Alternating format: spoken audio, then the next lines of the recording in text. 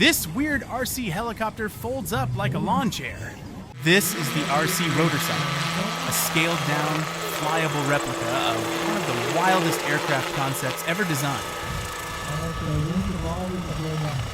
The original Rotorcycle was compact, collapsible, and fully flyable, designed to be strapped to a car roof. Only 12 were made, 5 are in museums, 1 is privately owned, and 6 are missing.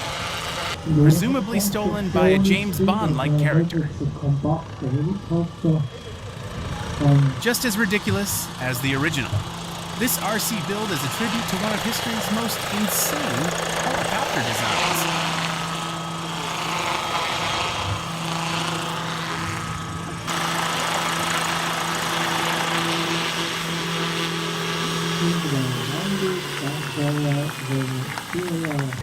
Remember to like, share, and follow for more.